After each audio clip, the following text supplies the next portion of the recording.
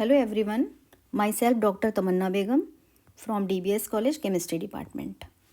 आज हम आपको पढ़ाएंगे बॉन्ड पैरामीटर्स। बॉन्ड पैरामीटर्स क्या होते हैं कि बॉन्ड के बारे में आप क्या क्या बता सकते हैं, किसी भी बॉन्ड के बारे में आप क्या क्या बता सकते हैं। जैसे कि कुछ मेज़रमेंट हैं जिसका हम यहाँ डिस्कस करेंगे, जैसे कि बॉन्ड ऑर्डर हो गया, बॉन्ड लेंथ हो गई, बॉन्ड एनर्जी हो गई। अब बॉन्ड क्या होता है? बॉन्ड जो है एक तरह का फोर्स ऑफ अट्रैक्शन है। जैसे कि आयोनिक बॉन्ड कैटायन और एनायन के बीच के अट्रैक्शन से बनता है। कोवेलेंट बॉन्ड एटॉमिक ऑर्बिटल अगर आपस में मर्ज होते हैं तो क्या बनता है? कोवेलेंट बॉन्ड बनता है। अब यहाँ पे हम वन बाय वन डिस्कस करेंगे। पहले पढ़ेंगे बॉन्ड लेंथ। बॉन्ड लेंथ क्या है? दो बॉन्डेड एटम को हम ले लें और दोनों के रेडियस को सम कर लें तो क्या निकल आएगा? बॉन्ड लेंथ निकल आएगा। तो रेडियस कैसे निकालेंगे? रेडियस ये हो गया कि किसी भी एटम के न्यूक्लियस से आउटर मोस्ट ऑर्बिटल के बीच का जो डिस्टेंस होगा वो उसका रेडियस कहलाएगा। फॉर एग्जांपल अगर हमने यहाँ पे ले लिया O और H, ठीक है, ये दोनों एटम हैं, मिलकर के मॉलिक्यूल बने, तो इसके न्यूक्लियस से इसके न्यूक्लियस के बीच का जो डिस्टेंस है वो क्या कहलाएगा? बॉन्ड लेंथ कहलाएगा। ठीक है, तो ये जो इसका जो रेडियस होता है ऑक्सीजन का तो वो होता है 74 pm और हाइड्रोजन का जो होता है वो होता है 37 pm। pm यानी कि पिकोमीटर। अब इन दोनों को अगर हम सम कर लें, इन दोनों को हम ऐड कर लें तो 111 pm आ गया। तो OH के बीच का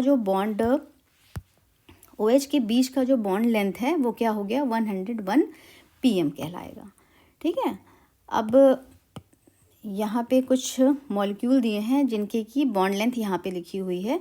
इसको एक्सपेरिमेंटली हमने निकाला है। ठीक है, तो ये एक्सपेरिमेंटली यानी कि कौन से मेथड से हम निकाल सकते हैं? Measured by the spectroscopy, measured by the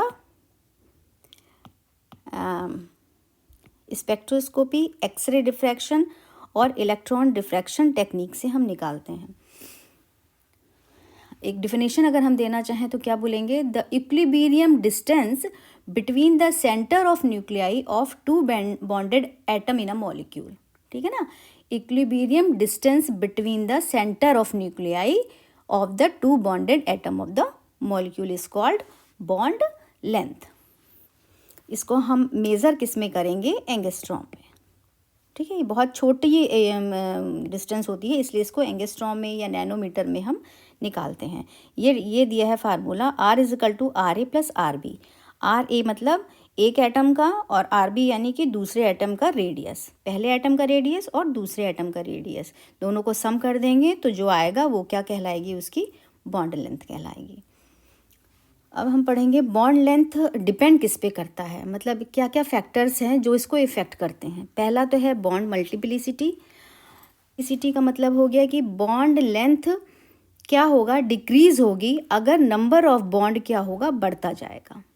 ठीक है, नंबर ऑफ बॉन्ड अगर बढ़ता जाएगा तो बॉन्ड लेंथ जो होगी वो कम होती चली जाएगी। अब यहाँ पे क्या है? कार्बन ट्रिपल बॉन्ड कार्बन, इसकी बॉन्ड लेंथ कम है, उससे ज़्यादा bond length carbon double bond carbon की है और उससे ज़्यादा कार्बन ट्रिपल बॉन्ड कार्बन की है। बॉन्ड लेंथ इसकी होती है 1.54 एंगस्ट्रॉम, इसकी होगी 1.34 एंगस्ट्रॉम और इसकी होगी 1.20 एंगस्ट्रॉम। ठीक है, तो बॉन्ड लेंथ हम क्या देख रहे हैं? नंबर ऑफ बॉन्ड अगर कम होता चला जा रहा है तो बॉन्ड लेंथ क्या हो रही है? बढ़ती चली जा रही है। ठीक है, दूसरा फैक्टर है size of the atom. Bond length जो है डायरेक्टली प्रोपोर्शनल होती है किसके? साइज ऑफ एटम के। मतलब एटम का साइज जैसे जैसे बढ़ता जाएगा तो बॉन्ड लेंथ भी क्या होगी? उसी तरह से बढ़ती चली जाएगी।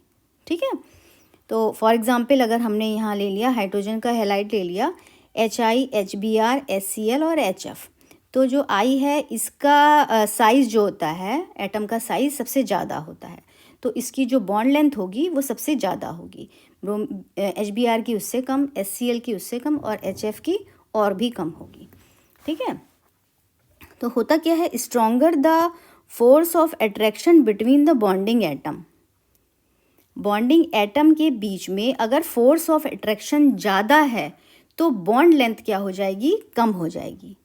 बॉन्ड लेंथ क्या हो जाएगी, कम हो जाएगी। जैसे ए और बी हमने ले लिया, अगर इनके बीच में अट्रैक्शन फोर्स ज़्यादा है तो क्या होगा, ये एक दूसरे को और तेज़ी से खींचेंगे अपनी तरफ, तो उसके बीच का जो डिस्टेंस होगा वो कम हो जाएगा। बॉन्ड लेंथ पे इलेक्ट्रोनेगेटिविटी का भी इफेक्ट पड़ता है। Difference in electronegativity, bond length increases with decrease in the electronegativity of the atom. Electronegativity जैसे बढ़ेगी वैसे ही बॉन्ड लेंथ घटती जाएगी। फॉर एग्जांपल अगर हम HF ले लें, नेगेटिविटी क्या होती है, सबसे ज़्यादा होती है। तो फ्लोरीन में इलेक्ट्रोनेगेटिविटी ज़्यादा होने के कारण पोलैरिटी डेवलपमेंट हो जाएगा। जैसे कि हमने आपको भी बताया कि इलेक्ट्रोनेगेटिविटी क्या होती है, इलेक्ट्रॉनों को अपनी तरफ खींचने की क्षमता। अब अगर हम HF ले लें तो जो ये इलेक्ट्रॉन पेयर होगा उसको फ्लोरीन अपनी तरफ खींच लेगा। तो जब ये अपनी तरफ खींचेगा तो इस पर निगेटिव चार्ज आ जाएगा और इस पर पॉजिटिव चार्ज आ जाएगा। तो इस पर क्या हो जाएगा, पोलैरिटी डेवलप हो जाएगी, यानी कि ये एक आयनिक कंपाउंड की तरह बिहेव करने लगेगा।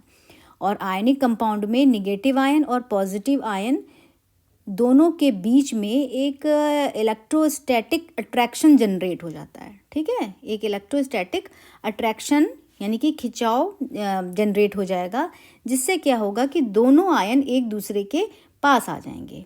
ठीक है, ये दोनों आयन एक दूसरे के पास आ जाएंगे, जिससे क्या होगा कि बॉन्ड लेंथ कम हो जाएगी।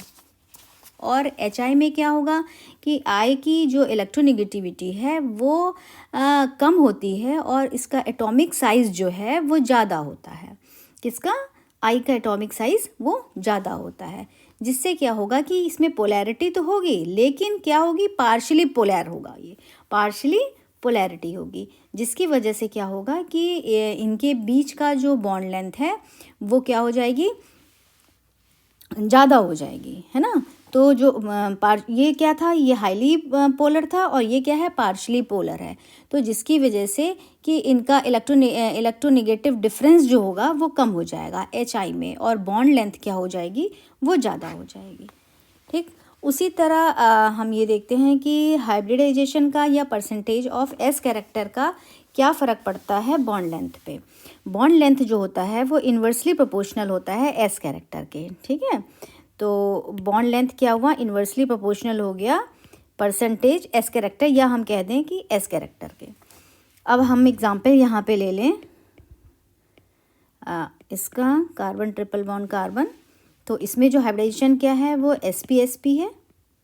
ठीक, और परसेंटेज ऑफ S कैरेक्टर क्या है, इसमें 50% S कैरेक्टर है, और इसका जो बॉन्ड लेंथ है वो है 1.37 एंगस्ट्रॉम। उसी तरह अगर हम यहाँ पे डबल बॉन्ड ले लें,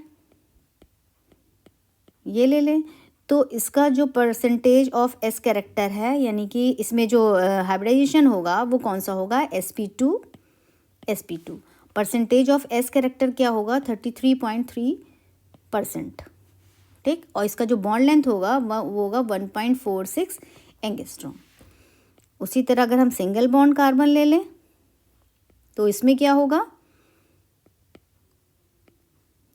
अगर हमने सिंगल बॉन्ड कार्बन ले लिया तो इसमें क्या होगा, इसमें जो हाइब्रिडेशन होगा वो होगा sp3, और इसमें जो परसेंटेज ऑफ S कैरेक्टर है वो कितना है, S कैरेक्टर का 25%। ठीक है, और जो बॉन्ड लेंथ है वो हो जाएगी 1.54 एंगस्ट्रॉम। अब यहाँ हम ये देख रहे हैं कि परसेंटेज ऑफ S कैरेक्टर कम होता जा रहा है और बॉन्ड लेंथ क्या हो रही है, बढ़ती जा रही है। ठीक है ना, परसेंटेज ऑफ S कैरेक्टर क्या हो रहा है, कम हो रहा है, और बॉन्ड लेंथ क्या हो रही है, बढ़ती जा रही है। तो ये इफ़ेक्ट पड़ा किसका, बॉन्ड लेंथ पे, परसेंटेज ऑफ S कैरेक्टर का, या हम कह दें कि हाइब्रिडाइजेशन का भी इफ़ेक्ट पड़ता है किस पे, बॉन्ड लेंथ पे। अब हम पढ़ेंगे बॉन्ड एंगल। बॉन्ड एंगल क्या होता है, angle between the two bond, या हम कह लें angle between the two nearest bond. दो करीब के बॉन्ड के बीच का जो एंगल होगा वो कहलाता है बॉन्ड एंगल। इसको हम डिग्री में मेज़र करते हैं, और कैलकुलेट करने के लिए हम स्पेक्ट्रोस्कोपिक मेथड ही यूज़ करते हैं इसके लिए भी। कुछ फैक्टर्स हैं जो इफ़ेक्ट करते हैं किस पे, बॉन्ड एंगल पे, इसमें पहला फैक्टर हमारा क्या है, लोन पेयर ऑफ इलेक्ट्रॉन। क्या होता है कि बॉन्ड एंगल इन्वर्सली प्रोपोर्शनल होता है किसके, नंबर ऑफ लोन पेयर के। बॉन्ड एंगल इन्वर्सली प्रोपोर्शनल होता है नंबर ऑफ लोन पेयर, यानी कि लोन पेयर जितना बढ़ता जाएगा तो बॉन्ड एंगल क्या होगा, उतना ही कम होता जाएगा। यहाँ हमारे पास 3 एग्जाम्पल हैं, CH3 और NH3 और H2O। तीनों में क्या है, हाइब्रिडाइजेशन तीनों में सेम है। इसका भी sp3 है, इसका भी sp3 है और इसका भी sp3 है। तीनों में sp3 हाइब्रिडाइजेशन है, लेकिन इसका बॉन्ड एंगल क्या है, ज़्यादा है, इसका उससे कम है, इसका उससे कम है ना। आप देख रहे हैं बॉन्ड एंगल क्या हो रहा है, कम होता जा रहा है। और लोन पेयर ऑफ इलेक्ट्रॉन क्या हो रहा है, बढ़ता जा रहा है। इसके पास एक भी लोन पेयर ऑफ इलेक्ट्रॉन नहीं है, इसके पास एक लोन पेयर ऑफ इलेक्ट्रॉन है और इस पर 2 लोन पेयर ऑफ इलेक्ट्रॉन है। ये जो 2 लोन पेयर ऑफ इलेक्ट्रॉन है वो दोनों क्या करेंगे, एक दूसरे को रिपेल करेंगे, ठीक है। तो जब ये बॉन्ड पेयर ज़्यादा रिपेल करेंगे, ये लोन पेयर जो है क्या करेगा, इसको रिपेल करेगा, किसको, बॉन्ड पेयर को। तो जब दोनों बॉन्ड पेयर क्या करेंगे, एक दूसरे के पास आ जाएंगे। जब इधर से रिपल्शन आएगा तो ये क्या होगा, ये दोनों एक दूसरे के पास आ जाएंगे, बॉन्ड पेयर। तो जब बॉन्ड पेयर एक दूसरे के पास आ जाएंगे तो उनका जो बॉन्ड एंगल है वो क्या हो जाएगा, कम हो जाएगा। क्या हो गया, 4.5 डिग्री हो गया। उसी तरह अगर हम अमोनिया देख लें तो अमोनिया में कितने लोन पेयर ऑफ इलेक्ट्रॉन हैं, केवल एक ही लोन पेयर ऑफ इलेक्ट्रॉन है, ठीक। तो ये क्या करेगा, ये उतना ज़्यादा रिपेल नहीं कर पाएगा, तो ये जो होगा वह थोड़ा सा संकुचित हो जाएगा, थोड़ा सा इसमें चेंज आएगा बॉन्ड एंगल में, 107 डिग्री हो गया। और इसी तरह अगर हम CH4 का देख लें तो इसमें क्या हो रहा है कि बॉन्ड पेयर और बॉन्ड पेयर रिपल्शन हो रहा है, ठीक है। और जो बॉन्ड एंगल है वो डिस्टॉर्टेड नहीं होगा, जो जितना है उतना ही रहेगा। तो हम यहाँ क्या देखते हैं कि जैसे जैसे लोन पेयर ऑफ इलेक्ट्रॉन बढ़ता जा रहा है, बॉन्ड एंगल क्या हो रहा है, कम होता चला जा रहा है। मतलब बॉन्ड एंगल कम हो रहा है और loan pair of electron, number of loan pair of electron बढ़ता जा रहा है। तो ये तो बॉन्ड एंगल पे लोन पेयर का इफ़ेक्ट हो गया। अब हम अगर वेस्पर थ्योरी, हाँ इसी में हम बताएंगे कि वेस्पर थ्योरी हमारी क्या कहती है। VSE ऐसा क्यों होता है ये हम समझेंगे BCl3 के एग्जाम्पल से। बोरोन क्लोराइड में, बोरोन में कौन सा हाइब्रिडेशन है, sp2 हाइब्रिडेशन, और जो एंगल होगा 120 डिग्री, ठीक है। और जो S कैरेक्टर है वो कितना है, 33%, ठीक है। हम ये जानते हैं S जो है, S ऑर्बिटल न्यूक्लियस के पास होता है, ठीक है। तो इस पे जो न्यूक्लियस का जो फोर्स ऑफ अट्रैक्शन है वो ज़्यादा होगा, ठीक है। तो जो फोर्स ऑफ इलेक्ट्रॉन ज़्यादा होगा तो जो बॉन्डिंग इलेक्ट्रॉन है वो न्यूक्लियस के पास आ जाएंगे। तो न्यूक्लियस के पास आने के कारण इन बॉन्डिंग इलेक्ट्रॉन्स में आपस में रिपल्शन ज़्यादा हो जाएगा, इनमें रिपल्शन ज़्यादा हो जाएगा। अब इस रिपल्शन को कम करने के लिए ये बॉन्ड अपने आप को इस तरह से मतलब बॉन्डिंग इलेक्ट्रॉन इस तरह से अपने आप को एडजस्ट करते हैं कि इनके बीच का जो डिस्टेंस है वो क्या हो जाए, मैक्सिमम हो जाए, यानी कि रिपल्शन इनके बीच का कम से कम हो। तो इसलिए ये अपने आप को इस तरह से अरेंज कर लेते हैं। कौन सी ज्योमेट्री में, ट्राइगोनल ज्योमेट्री में, ठीक है। इस तरह से इसका बॉन्ड एंगल बढ़ जाता है और वो कितना हो जाएगा, 120 डिग्री, ठीक है। इसलिए हम कह सकते हैं कि जिसमें S कैरेक्टर बढ़ता जाएगा तो बॉन्ड एंगल क्या होगा, वो भी बढ़ता जाएगा, ठीक है। अब दूसरा फैक्टर हो गया आपका, दूसरा फैक्टर हो गया साइज़ ऑफ द एटम, ठीक है, साइज़ ऑफ द एटम। अब हमने एक एग्जांपल ले लिया जिसमें क्या है कि जो सेंटर एटम है, सेंटर एटम वो अलग अलग है, O और एक S, ठीक है। लेकिन जो साइड एटम है वो क्या है, सेम है, साइड एटम सेम है और सेंटर एटम क्या है, वो अलग अलग है, ठीक है। तो हमने ये बोला कि बॉन्ड एंगल जो है डायरेक्टली प्रोपोर्शनल होता है electronegativity of the centre atom. Electronegativity मैं आपको समझा चुकी हूँ, ठीक है। यानी कि bond angle is directly proportional to electronegativity of central atom. इसका मतलब ये हो गया कि इलेक्ट्रोनेगेटिविटी बढ़ती जाएगी तो जो बॉन्ड एंगल है वो भी बढ़ता जाएगा।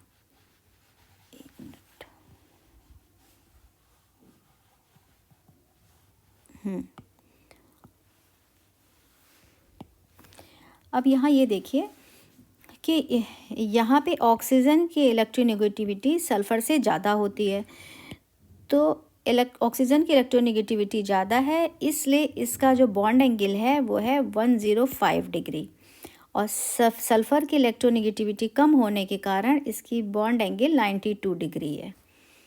ठीक है, और इसमें 2 लोन पेयर ऑफ इलेक्ट्रॉन और लोन पेयर इसमें भी इलेक्ट्रॉन 2। ऐसा क्यों होता है?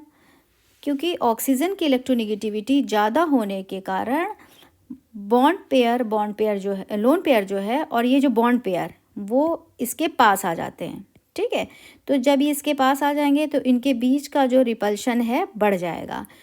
तो इस रिपल्शन को कम करने के लिए ये बॉन्ड क्या होंगे, दूर दूर हो जाएंगे, और दूर दूर होंगे तो उनके बीच का जो बॉन्ड एंगल है वो बढ़ जाएगा। अब हम बात करते हैं हाइड्रोजन सल्फाइड की। तो सल्फ़र की जो इलेक्ट्रोनेगेटिविटी है वो ऑक्सीजन के कंपैरेटिवली कम है, तो इसका जो बॉन्ड पेयर है वो ज़्यादा फोर्स से अपनी तरफ नहीं खींचेगा। ठीक है, तो ये दोनों दूर रहेंगे, तो इसलिए इनके जो डिस्टेंस है वो मैक्सिमम रहेगी। अब इस मैक्सिमम दूरी को, ये मैक्सिमम दूरी, तो इनके बीच का जो रिपल्शन है वो कम है, तो रिपल्शन कम है तो ये बॉन्ड क्या होंगे, एक दूसरे के पास आ जाएंगे, और इसका जो एंगल होगा वो कितना हो जाएगा, 92 डिग्री। अब एक एग्जाम्पल हम और ले लें, जैसे हमने ले लिया एग्जाम्पल अमोनिया, फॉस्फीन और आर्सेनिक हाइड्राइड का। ठीक है, इन तीनों के पास lone pair of electron same है, क्योंकि ये तीनों एक ही ग्रुप से बिलोंग करते हैं। ठीक है, अब तीनों का जो साइड एटम है वो तीनों क्या है, एक है, हाइड्रोजन हाइड्रोजन हाइड्रोजन। इसका जो बॉन्ड एंगल है 107 डिग्री, इसका है 93 डिग्री और इसका है 91 डिग्री। ऐसा क्यों होता है? क्योंकि नाइट्रोजन की इलेक्ट्रोनेगेटिविटी सबसे ज़्यादा है, उसके बाद फास्फोरस की जो होती है वो आर्सेनिक से ज़्यादा होती है। तो हम यहाँ देख रहे हैं कि इलेक्ट्रोनेगेटिविटी नाइट्रोजन की ज़्यादा है, तो जो बॉन्ड एंगल है वो ज़्यादा होगा। ठीक है, तो इलेक्ट्रोनेगेटिविटी जब कम होती जा रही है तो बॉन्ड एंगल भी क्या हो रहा है, कम होता जा रहा है। ठीक, अब एक और फैक्टर हम इसमें ले लें। मान लो साइड एटम क्या है, वो अलग है।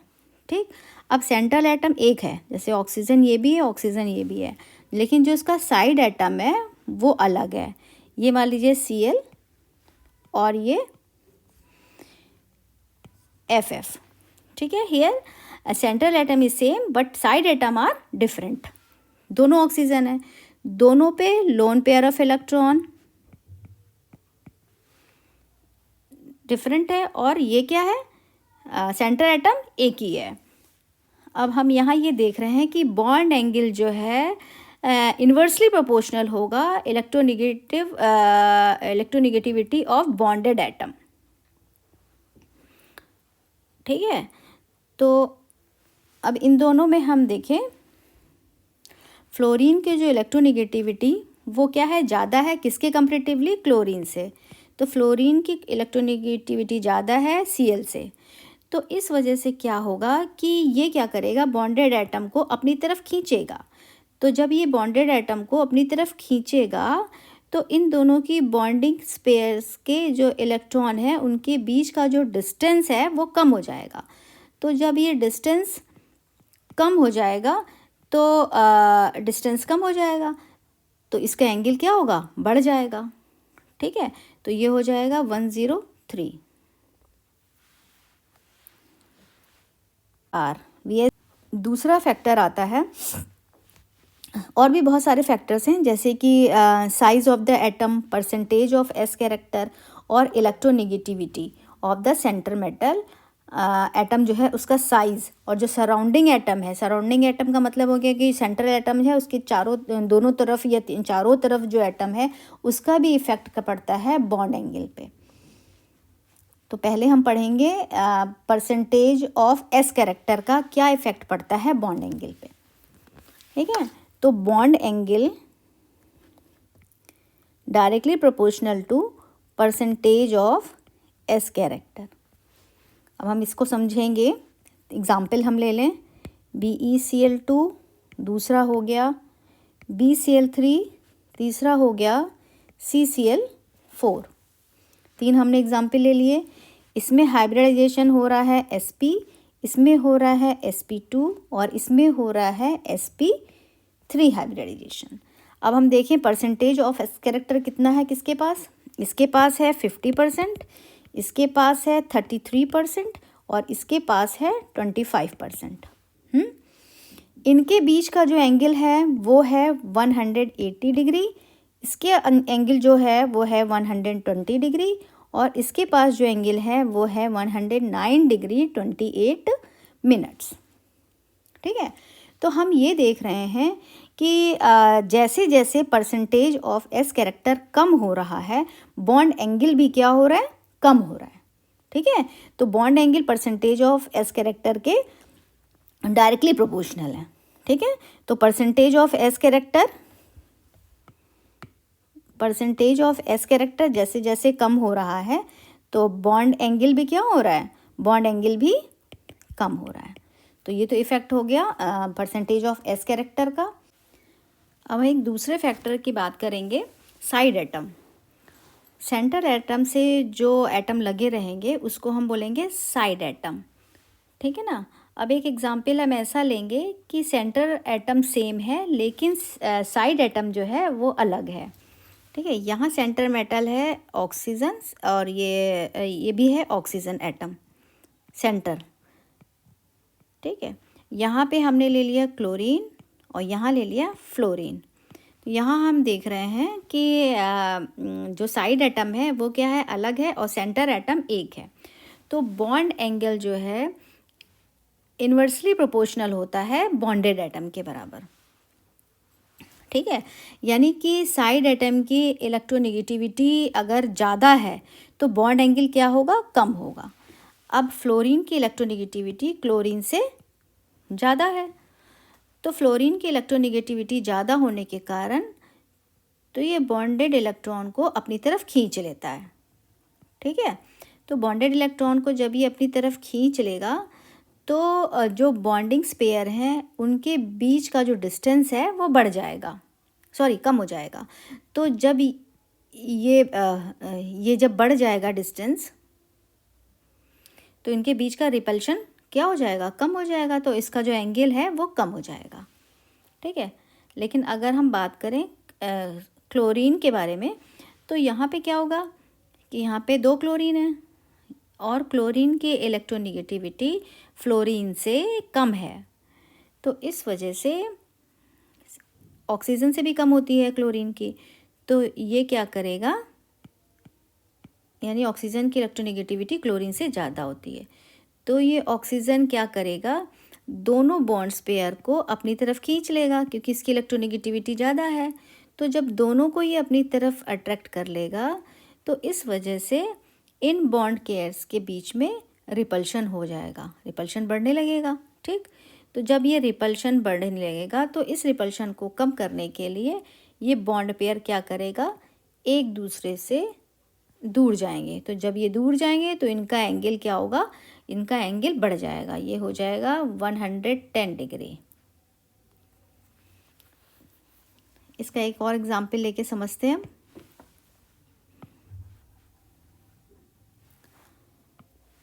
यहाँ मान लीजिए, इसको हम एक और एग्जाम्पल लेकर समझते हैं। हमने ले लिया PF3, फॉस्फोरस के हैलाइड सारे हमने बनाए हैं। फॉस्फोरस फ्लोराइड का बॉन्ड एंगल सबसे कम और फॉस्फोरस आयोडाइड का बॉन्ड एंगल सबसे ज़्यादा। क्योंकि फ्लोरीन की जो इलेक्ट्रोनेगेटिविटी है वो सबसे ज़्यादा होती है और आयोडीन की सबसे कम होती है। तो इसकी इलेक्ट्रोनेगेटिविटी सम है, इसलिए इसका बॉन्ड एंगल क्या होगा, सबसे ज़्यादा होगा। और इसकी इलेक्ट्रोनेगेटिविटी सबसे ज़्यादा है, इसलिए इसका बॉन्ड एंगल सबसे कम होगा। ये पैटर्न इसमें होगा। ठीक है, कि electronegativity of side atom is decreasing, क्योंकि बॉन्ड एंगल क्या हो रहा है, इंक्रीज हो रहा है। ठीक है, ये साइड एटम है। ठीक है, इसलिए बॉन्ड एंगल क्या हो रहा है, इंक्रीज हो रहा है। अब हम बात करेंगे दूसरा फैक्टर, बॉन्ड एंगल और size of side atom, size. ठीक है, अब हम यहाँ क्या करेंगे, साइड एटम का साइज देखेंगे। ठीक है, तो bond angle is directly proportional to size of side atom.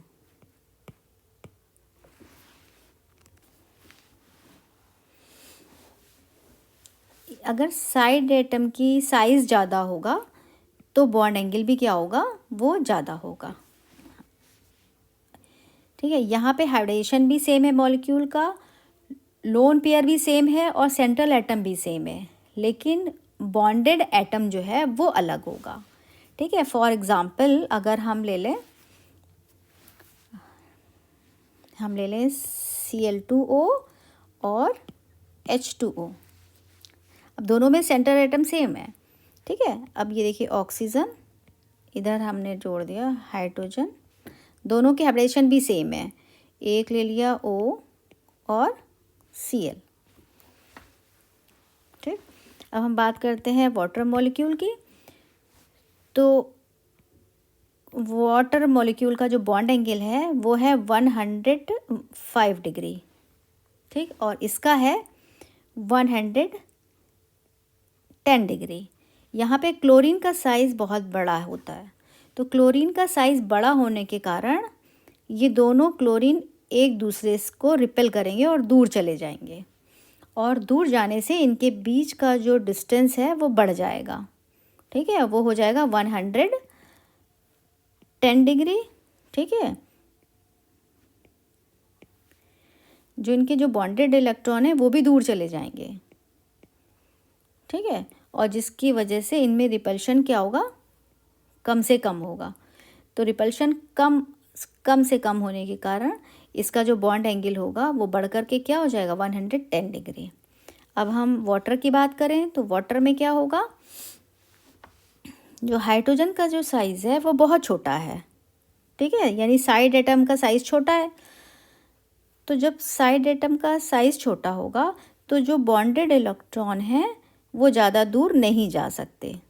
ठीक है, और इनके जो बीच का डिस्टेंस है वो कम होता है, और ये कम होने के कारण इसका बॉन्ड एंगल 105 डिग्री हो जाएगा, रह जाता है। ठीक है, 105 डिग्री रह जाएगा। अब एक और एग्जांपल देख लेते हैं हम यहाँ पे, OF2 Cl2O और Br2O। यहाँ पे क्या है, सेंटर एटम सेम है, तीनों में O है। ठीक है, और हाइब्रिडाइजेशन sp3, इसमें भी sp3 और इसमें भी sp3। ठीक, तो हम ये देखते हैं यहाँ पे कि यहाँ पे एटम का जो साइज़ है वो इंक्रीज के, यहाँ पे अमोनिया और फास्फीन की कंपैरेटिव स्टडी करी गई है। तो ये शॉर्ट क्वेश्चंस में पूछा जाता है, ये आप इसको ऐसे लिख सकते हैं। अब हम बात करते हैं बॉन्ड एनर्जी की। ये बॉन्ड एनर्जी क्या होती है, बॉन्ड एनर्जी को हम कहते हैं बॉन्ड एंथैल्पी भी कह सकते हैं, या फिर बंध ऊर्जा। ये दो तरह की होती है, बॉन्ड फॉर्मेशन एनर्जी और बॉन्ड डिसोसिएशन एनर्जी। कितनी तरह की, बॉन्ड फॉर्मेशन एनर्जी और bond dissociation energy.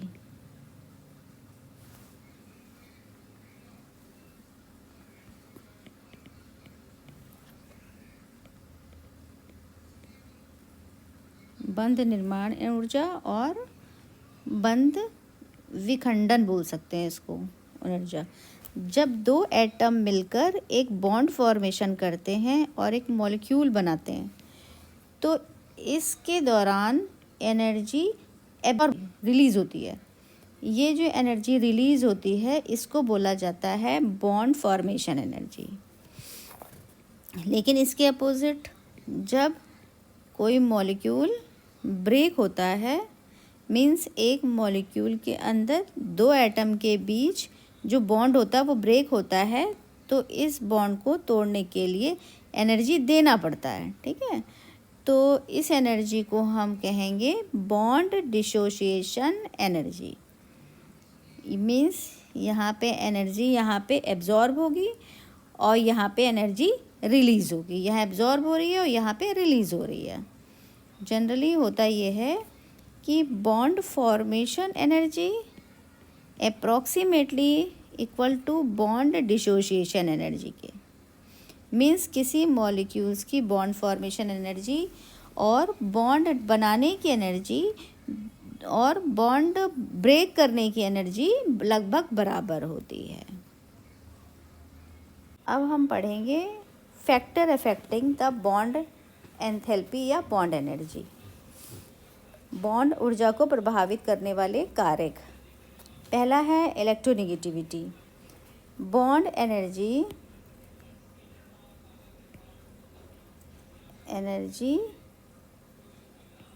is proportional to difference in electronegativity, यानी कि जितना इलेक्ट्रोनेगेटिविटी बढ़ती जाएगी उतनी ही बॉन्ड एनर्जी बढ़ती जाएगी। इस फिनोमेना को हम एक एग्जाम्पल से समझते हैं। यहाँ हम हेलोजन के एसिड देख रहे हैं। हाइड्रोजन फ्लोराइड की बॉन्ड एनर्जी सबसे ज़्यादा होगी और हाइड्रोजन फ्लोराइड की सबसे कम होगी। करेक्टर सबसे ज़्यादा होता है, तो आयनिक करेक्टर के कारण इनका जो फोर्स ऑफ अट्रैक्शन है वो ज़्यादा होता है। इस कारण इन दोनों के बॉन्ड को तोड़ना, ब्रेक करना बहुत मुश्किल होगा। इसका मतलब यहाँ पे हमें एनर्जी ज़्यादा देनी पड़ेगी। अब हम बात करें हाइड्रोजन आयोडाइड की, तो हाइड्रोजन आयोडाइड में आयोडीन का साइज़ बहुत बड़ा होता है, जिसकी वजह से आयोडीन हाइड्रोजन के साथ एक लूज़ बॉन्ड बनाता है, एक कमज़ोर बॉन्ड बनाता है। कमज़ोर बॉन्ड बनाने के कारण इसकी बॉन्ड एनर्जी कम होती है और इसका इलेक्ट्रोनेगेटिव डिफरेंस भी कम होता है as compare to hydrogen fluoride. इसलिए इसकी जो बॉन्ड एनर्जी है वो कम होगी। अब बात करते हैं दूसरे फैक्टर की, जैसे बॉन्ड ऑर्डर। जितने बॉन्ड बढ़ते जाएंगे किसी मॉलिक्यूल में उतनी उसकी बॉन्ड एनर्जी बढ़ती जाएगी। जी हमने ले लिया bond energy is directly proportional to bond order. अब इसको हम एक एग्जांपल से समझेंगे। मान लीजिए हमने सिंगल बॉन्ड ले लिया, तो इसकी बॉन्ड एनर्जी 79 किलो कैलोरी पर मोल। यहाँ होता है डबल बॉन्ड, इसलिए इसकी एनर्जी लगभग डबल हो गई, 143.3 किलो कैलोरी। यहाँ पे ट्रिपल बॉन्ड है, इसलिए इसकी एनर्जी हो जाएगी 199 किलो कैलोरी पर मोल। तो जैसे जैसे बॉन्ड का नंबर बढ़ता जा रहा है वैसे बॉन्ड एनर्जी भी क्या हो रही है, बढ़ती जा रही है। नेक्स्ट हम देखेंगे, अब हम ये देखेंगे कि एटॉमिक साइज़ का क्या इफ़ेक्ट पड़ता है बॉन्ड एंथैल्पी पे। तो bond energy is inversely proportional to atomic size.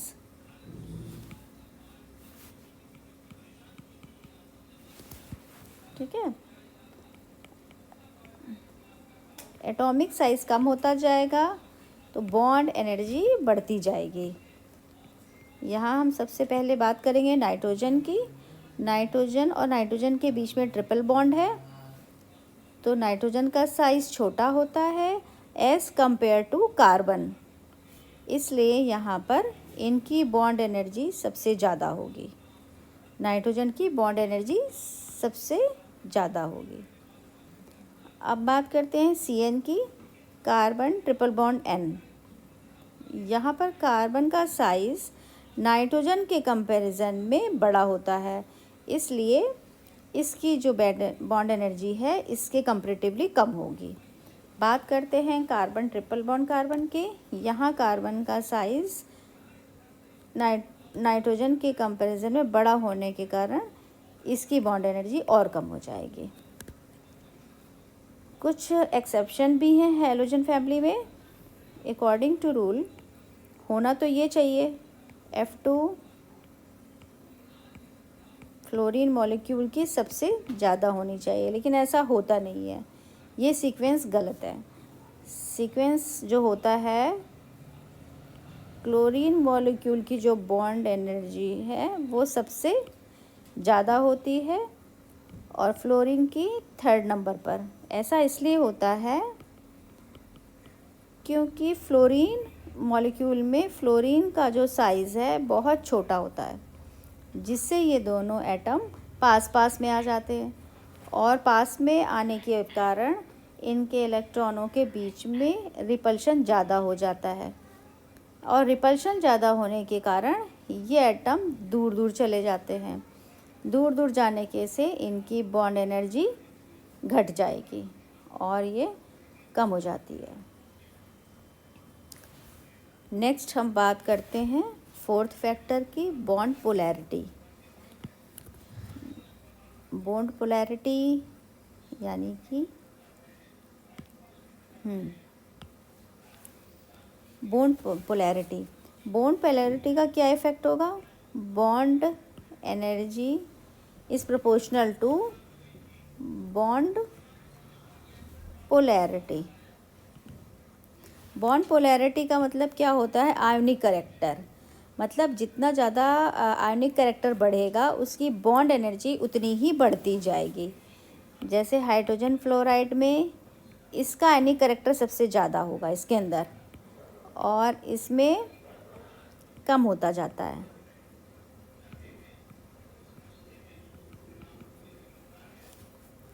क्यों होता है ऐसा? क्योंकि यहाँ पे इलेक्ट्रोनेगेटिव डिफरेंस जो है इन दोनों में बहुत ज़्यादा होगा, इसलिए इसमें सबसे ज़्यादा आयोनिक करैक्टर होते हैं।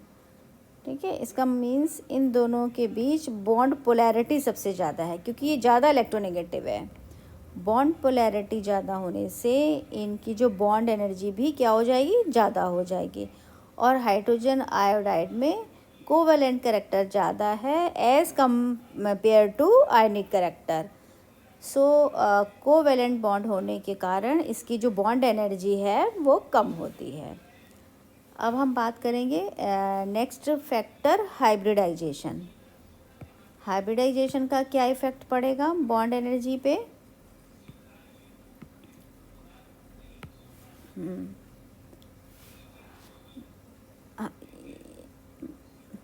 अगर हाइब्रिडाइजेशन में एस कैरेक्टर ज़्यादा होगा तो बॉन्ड एनर्जी क्या होगी? बढ़ जाएगी, एस कैरेक्टर। तो बॉन्ड की एनर्जी क्या होगी? बढ़ जाएगी क्योंकि एस ऑर्बिटल न्यूक्लियस के सबसे पास होता है और एस ऑर्बिटल के इलेक्ट्रॉनों पर न्यूक्लियस का फोर्स ऑफ अट्रैक्शन भी सबसे ज़्यादा होता है।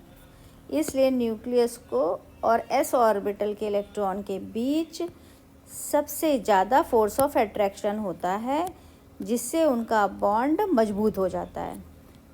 यहाँ पर sp हाइब्रिडाइजेशन में 50% एस कैरेक्टर हो गया, sp2 में 33.3 और sp3 में 25। एस कैरेक्टर ज़्यादा होने के कारण इसमें बॉन्ड एनर्जी भी क्या होगी? ज़्यादा होगी as compare to sp2 and sp3। ठीक है, नेक्स्ट हम बात करते हैं लोन पेयर ऑफ इलेक्ट्रॉन की। तो लोन पेयर ऑफ इलेक्ट्रॉन की हम बात करते हैं। ये bond energy lone pair of electron की इन्वर्सली प्रोपोर्शनल होती है। इन्वर्सली प्रोपोर्शनल होगी, inversely proportional to lone pair of electron. किसी भी मॉलिक्यूल में जितने ज़्यादा लोन पेयर ऑफ इलेक्ट्रॉन होंगे उसकी बॉन्ड एनर्जी उतनी ही कम होगी। ठीक है, अगर लोन पेयर बढ़ता जाएगा तो एनर्जी कम होती जाओगी। अकॉर्डिंग टू थ्योरेटिकल कॉन्सेप्ट, अगर हम यहाँ पे कुछ एग्जांपल्स ले लें,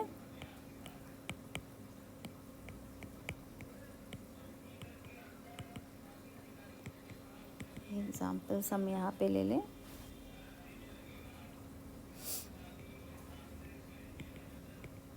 ये ऑक्सीजन लोन पेयर और ये fluorine.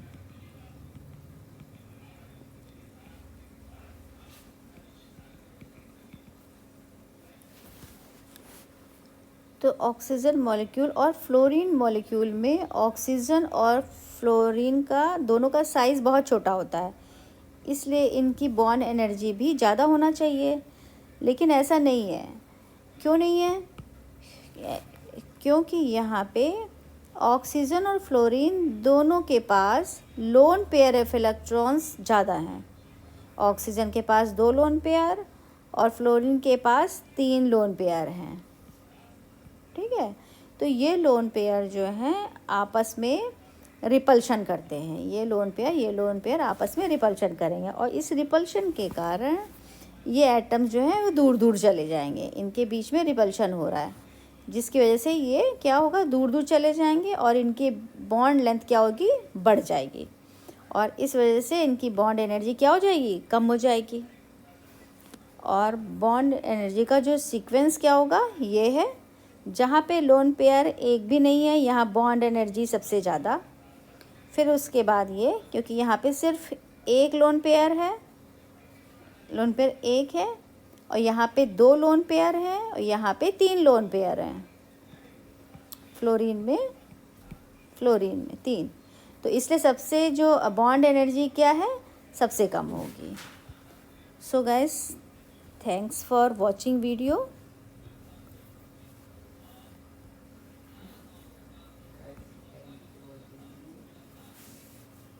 Thanks for watching video.